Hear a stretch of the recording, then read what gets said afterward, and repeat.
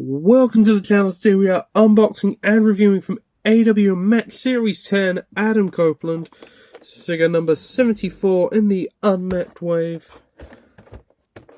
The rest of the set is below. Adam Cole, which is the 1 of 5,000 chase, which you can get 2 of. Kenny Omega, Matt and Nick Jackson, Kyle O'Reilly, Brandon Cutler, the 1 of 3,000, and then Adam Copeland here. This was based off his gear from the 10th of November 2023. So let's just cut to when I get this figure out of the box. Give me one moment. Here it is out of the box. Extra accessories you get here. You do get the 2 devil horn hands. You get 1 spear calling hand. That's the best way to describe it. And then 1 mic holding hand. Best way to possibly show it off to you. You also get this rated R Adam Copeland jacket. No staining because it's not fabric. Straight away I will go, I do love the detail here. It's got the red down below, it's got the camo, it's got the silver there, it's got the silver there. You could get away with this putting on an Ed figure. Just 4. Well, there's something on the pocket there. What does that say? If I can get it to focus.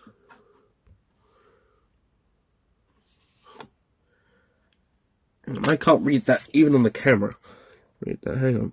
What does that say? I think it's just lines. I thought it was words, but it's not. It's just lines. Red lines. Anyway. These going over the details we got here. This massive chunky elbow pads. Which I think are a bit too high up, a bit too big in my opinion. I think you could have done them a little bit smaller. We will compare to some other Adam Copeland's. It's not focused. Why is it not focusing?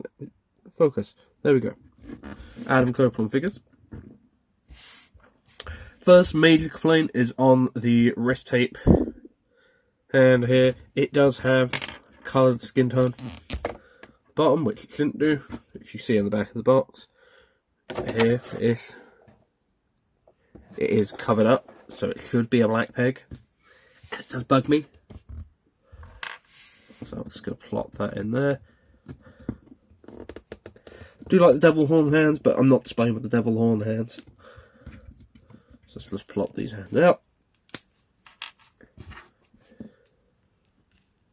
Then you've got his hand that's like calling for the spear, so if you had him kneeling down, Undertaker pose, and called for the spear, this is what the hands he would use for. Rather than that, tattoos, all there, on that side, all there, on the other. Articulation, actually feels very good in hand. Can't go all the way back, you can't do like a, well you can do a super kick, but that's the furthest you can go. Back there. Very stiff on the legs, which I prefer having stiff legs and it's a stand. Very nice detail on the gear itself.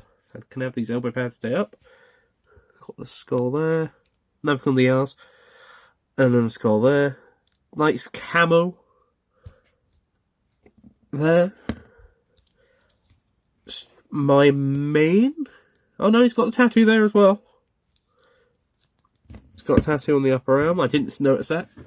And he's got his tattoo on the other side there. So he's got all his tats. His head sculpt looks very good in person. Because I know this was compared to Mark Sterling a lot. But he doesn't look as Mark Sterling in person. Out of the box.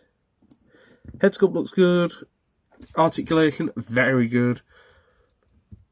As with all AW figures. All the way up, all the way around. Up, down, double jointed. The problem is mainly is these elbow pads. In my opinion. But gear itself and everything else looks perfect. So let's do some comparisons with some other AW figures. Give me a moment. So if your AW figure comparisons, you've got them next to Unrivaled Series 5, Luchasaurus. Man, that was ages ago. You are getting one, I believe, in Unmatched. Unrivaled 17? I think. I could be wrong.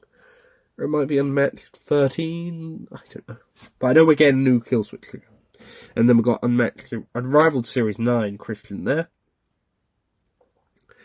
Height-wise, doesn't really work, because he's as tall, if not a little bit smaller than Luchasaurus. In real life, that ain't the case, bro. I think Luchasaurus is at least another foot ahead of him. I think. A foot or half a foot bigger than him. And then, with Christian, he works. Christian, he does work a little bit. I think he's just a bit too tall. Could have cut these legs down a bit, bro.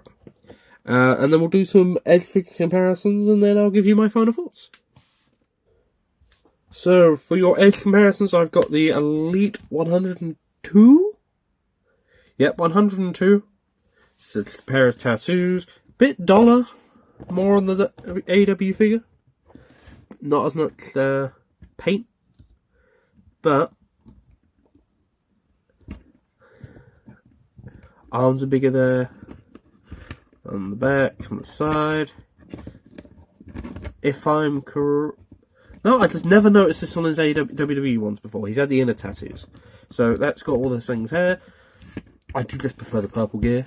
But I do like purple and black as a combo. I prefer red over camo green.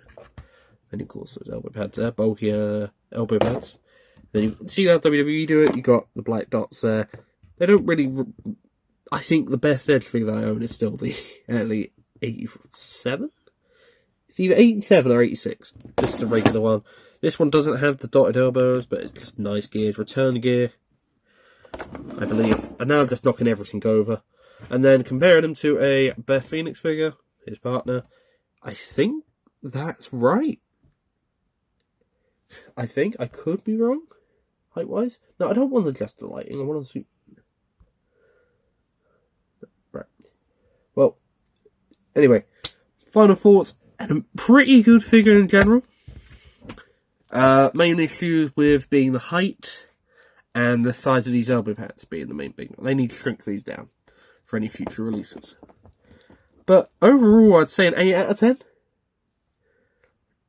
Shrink the elbow pads down, shrink him down a bit, and we have a really good edge figure. Adam Copeland, sorry. Yeah. So, if you agree, disagree, let me know in the comments below, and I will see you in the next video. Thank you.